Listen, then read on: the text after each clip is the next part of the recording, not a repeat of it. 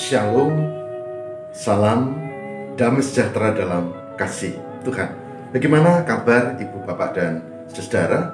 Semoga kondisi pandemi makin membaik, dan itu juga membuat kondisi kita menjadi lebih baik secara sosial. Saudara, saat ini saya akan mengajak kita untuk meneruskan perbincangan tentang puasa dalam Perjanjian Lama. Dan kali ini kita akan bahas tentang puasa Nehemia. Puasa Nehemia. Saudara, periode sebelumnya kita membahas tentang puasanya Nabi Musa, yang dia menjadi pemimpin bangsanya dan dipakai Tuhan. Maka dia punya relasi khusus dengan Allah dan puasa 40 hari 40 malam. Dan itu termasuk puasa istimewa yang tidak mungkin ditiru oleh kita orang biasa. Berikutnya kita juga sudah membahas tentang puasanya Daud. Berbeda dengan Musa, Daud berpuasa karena kebutuhan pribadi. Anaknya yang sakit dan dia doa dan puasa memohon kesembuhan kepada Allah. Meskipun kita tahu bahwa anaknya ini akhirnya tidak tertolong karena ini anak hasil perselingkuhan dengan Batseba, dan melalui Nabi Nathan Tuhan mengatakan anakmu pasti akan mati. Meskipun dia doa puasa, dengan begitu toh kemenangan tetap pada Tuhan. Jadi ada dua penting ya yang kita udah bahas, yaitu kita boleh berdoa berpuasa, tapi kita tidak bisa memaksa Tuhan untuk menuruti kemauan kita. Tapi ketika ada beban dan persoalan, berpuasa, berdoa dan berpuasa adalah hal yang penting.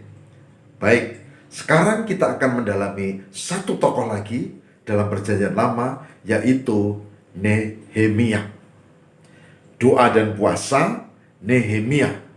Kita akan buka Alkitab dan kita akan cermati hal ini supaya menjadi kejelasan buat kita. Mari kita siapkan diri kita.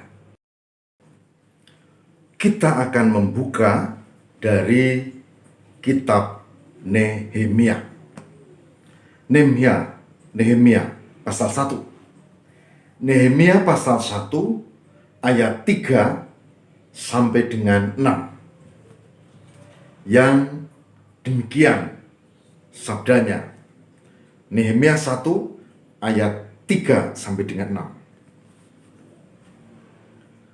6. Kata mereka kepadaku, orang-orang yang masih tinggal di daerah sana, yang terhindar dari penawanan, ada dalam kesukaran besar.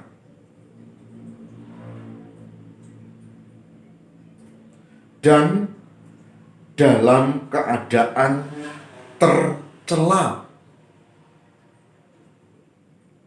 Tembok Yerusalem telah terbongkar dan pintu-pintu gerbangnya telah terbakar. Ketika aku mendengar berita ini, duduklah aku menangis dan berkabung selama beberapa hari. Aku berpuasa dan berdoa ke hadirat Allah semesta alam. Kataku, ya Tuhan, Allah semesta langit, Allah yang maha besar dan dahsyat, yang berpegang pada perjanjian dan kasih setianya terhadap orang yang kasih kepadanya dan tetap mengikuti perintahnya. Berilah telingamu dan bukalah matamu dan dengarkanlah doa hambamu yang sekarang kupanjatkan ke hadiratmu siang dan malam bagi orang Israel. Hamba-hambamu itu dengan mengaku segala dosa yang kami orang Israel telah lakukan terhadapmu, juga aku dan kaum keluargaku telah berbuat dosa. Nehemia 1 ayat 3 sampai dengan 6. Yang berbahagia barang siapa mendengarkan firman Tuhan dan yang memelihara dalam kehidupan setiap hari. Saudara, yang diungkap di sini jelas bahwa doa dan puasa tidak selalu hanya soal urusan pribadi seperti Daud. Doa puasa tidak selalu karena urusan tugas seperti Nabi Musa. Doa puasa bisa juga seperti Nehemia sebutkan, itu terjadi karena kepekaan pribadi kita terhadap situasi bangsa dan negara. Nehemia berduka, berkabung, berdoa, berpuasa beberapa hari karena dia mendengar kondisi bangsanya yang sengsara karena dihukum Tuhan, karena tidak taat kepada Allah, karena jatuh dosa. Maka yang dilakukan adalah dia menengadah dan memohon kepada Tuhan, sumber kekuatan. Yang dilakukan Nehemia adalah merendahkan diri. Yang kedua, mengaku dosa. Merendahkan diri dan mengaku dosa. Lalu, cara yang dia pakai adalah berdoa dan berpuasa.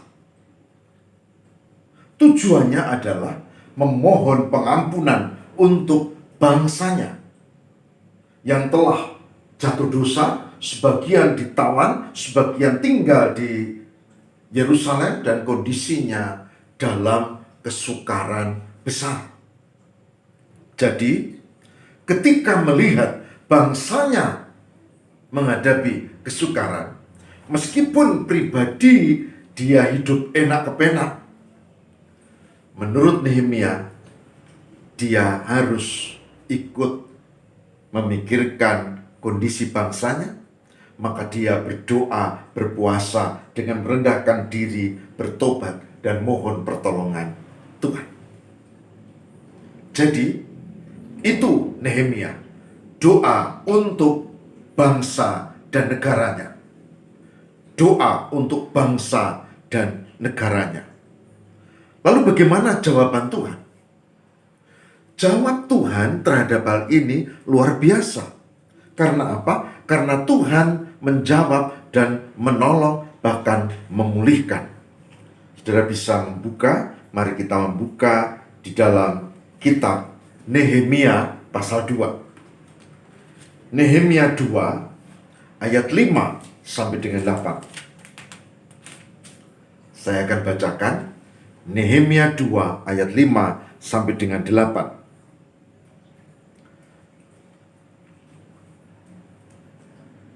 Saya membaca ayat mulai 4 ya, ayat 4. Lalu kata raja kepadaku, jadi apa yang kau inginkan?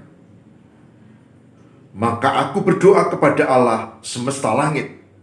Kemudian jawabku kepada raja, jika raja menganggap baik dan berkenan kepada hambamu ini, utuslah aku ke Yehuda, ke kota pekuburan nenek moyangku, supaya aku membangunnya kembali. Lalu bertanyalah raja kepadaku, sedang permaisuri duduk di sampingnya, berapa lama engkau dalam perjalanan, dan bilakah engkau kembali? Dan raja berkenan mengutus aku, sudah aku menyebut suatu jangka waktu kepadanya.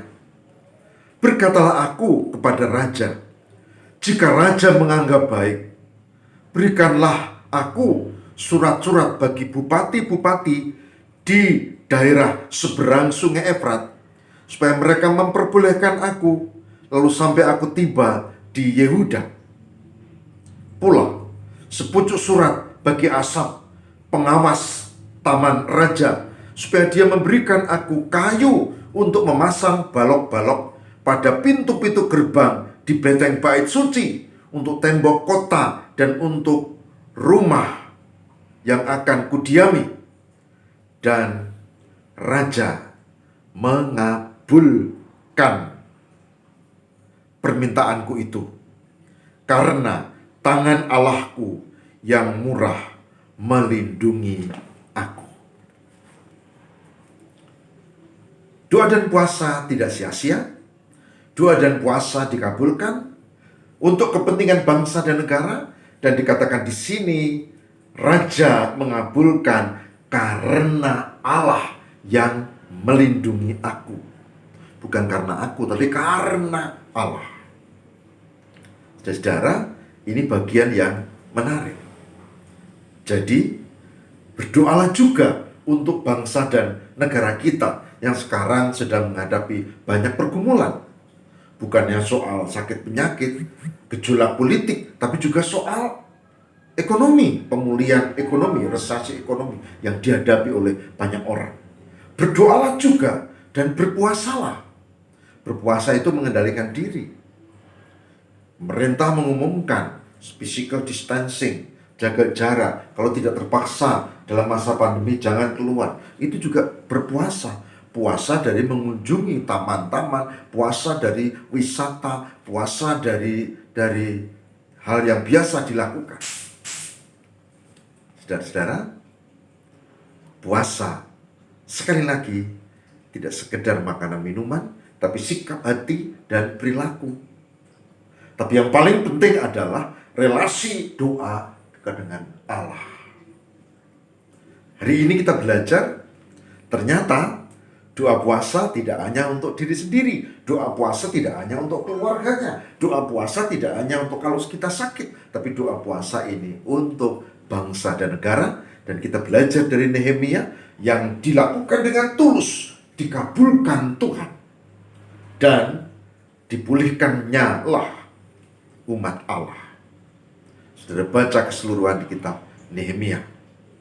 Oleh sebab itu, mari kita belajar untuk mendekat pada Allah, merendahkan diri bertobat, dan doa dan puasa.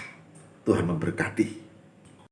Tuhan, sebagai hambanya, saya Pendeta Lukas Eko Sukoto dari Padepokan Diakonia Mitra Kinasih GKJ Purworejo mengajak, mari kita belajar untuk menguatkan disiplin rohani kita sesuai dengan ajaran firman Tuhan. Disiplin rohani, doa, dan puasa. Dan marilah kita lakukan tidak hanya untuk kepentingan pribadi, tapi juga untuk kepentingan bangsa dan negara. Kita doakan pemerintah kita supaya mampu melakukan tugasnya sesuai dengan tugas pokok dan fungsinya dengan benar. Kita doakan juga supaya itu berguna untuk kemuliaan Tuhan, tentu buat kesejahteraan bersama. Mohon kepada Allah doa dan puasa. Semoga Roh Kudus menolong kita. Mari kita berdoa. Tuhan, mampukanlah kami berdoa dan berpuasa tidak hanya untuk kepentingan diri, tapi juga untuk kepentingan bangsa dan negara. Tolonglah pemerintah kami, tolonglah bangsa dan negara kami, supaya kami mampu mengatasi kesulitan, persoalan, masalah, rintangan, bahkan tantangan yang berat. Roh Kudus pimpinlah, dan kami yakin Tuhan menolong kami. Terima kasih ya Allah. Kami mohon kabulkan doa kami demi nama Bapa dan Putra dan Roh Kudus. Haleluya. Amin.